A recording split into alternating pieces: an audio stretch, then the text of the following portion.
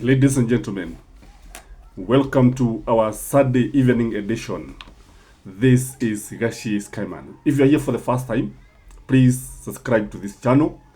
And for our viewers, thank you for always liking the video. And for our channel members, we are very, very humbled. By the way, you only need to click the join button and become a member of this channel. So far, so good. Ladies and gentlemen, the opposition is now coming close to agreeing on one candidate.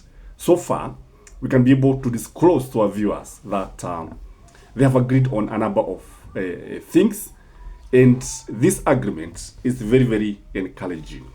They have agreed on the following. Number one, that Mulebe Nation is going to produce the running mates. And the options available are George Natebea, the Trans Nzoia governor, who has actually been slaying the giants in the Mulebe Nation. There is also Okiya Mtata, and there's also Eugene Wamalwa. And these guys are supposed to agree on who among them is going to be the running mates. Mulebe Nation is very, very encouraging because of its huge population. Mulebe Nation, as far as population is concerned, is the second largest voting bloc in the Republic. This is why we have Kakamega County, we have Bugoma, we have Busia, and the population here is huge because even Trans Nzoia is actually part of this county. So in the Mulebe Nation, if they are going to agree that among them they are going to produce, maybe I can ask you at this juncture, between Okiya Mtata, Wamalwa, and Natebea, who would you vote for is the running mate? That is one thing that they have agreed.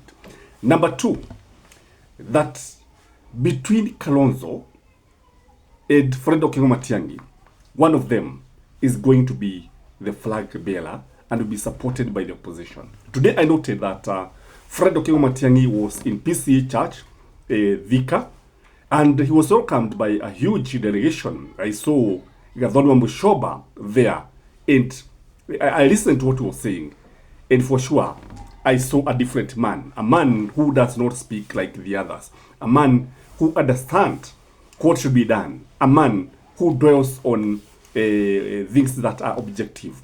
He is not subjective. So I think between Kalonzo and Matiang'i, one of them is going to be the President of the Republic of Kenya. And I also noted that Gathoni Mushoba actually told the congregation that the next president was in the congregation. That is Matiang'i. And you can now see where the opposition is headed to. This is actually scaring the government. And when you look at now at Kalonzo will come with his 4 constituencies. And Kalonzo can actually be able to garner more than 3 million votes. Matiang'i also comes with his 2 constituencies, that is Nyamira and Kisii.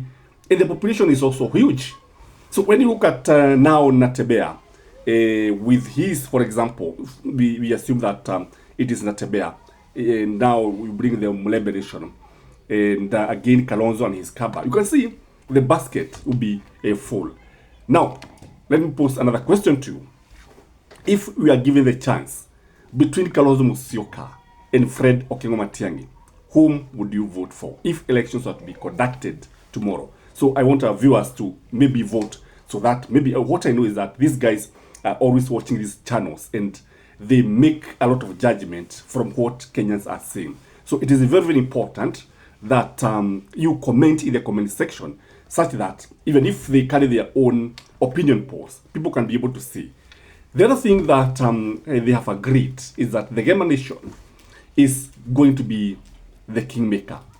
The Gema Nation will play a major role when it comes to forming the next government.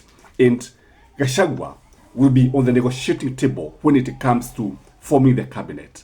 I don't know whether Gachagua will be given a cabinet position, but the truth of the matter, the Gema Nation will be on the table. So when now you bring the Gema Nation has more than 10 counties.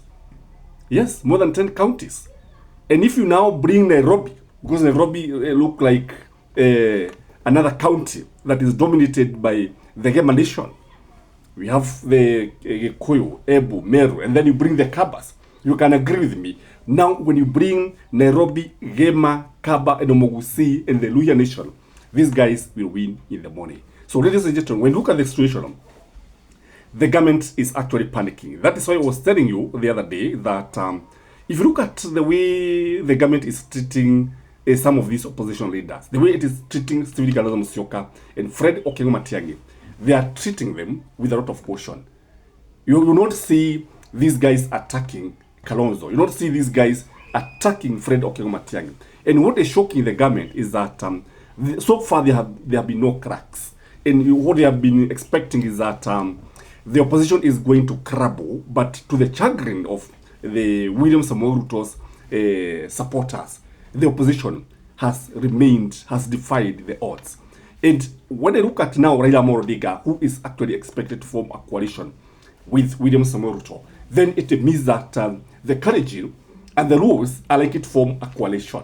When you look at these two coalitions, who have the numbers? When you look at Gachagua side and Ruto side, you agree with me that Gachagua, Kalonzo, Matiang'i side has the majority of the votes, because there are some things that you cannot deny, because you see, it doesn't mean that the Maasai are going to vote for, because there are some counties that be battleground. I strongly believe that the Maasai community, the Maasai counties will be battleground counties. But as things start now, when I look at Kalonzo's side and Gachagua, already they have pocketed more than 23 counties. And this is huge, this is important politically speaking, because for one to be declared a president after a presidential election, you must get 50 plus 1 votes. Already these guys are easily going to get it. Number two, you must have more than 23 counties voting for you, winning 23 counties. Already opposition has it. Now, when you look at the part of William Samoei Raila Amolo Odinga, one, they are confronted with the issue of running mate, because Raila Amolo Odinga want Gladys Wanga to be William Samoei Ruto's running mate. Without that, ODM is saying that it's going to field a presidential candidate. And that, now, again, without fielding a presidential candidate, one thing is very, very clear, that ODM may not attract many votes. And it's also good to remember that ODM has lost so much.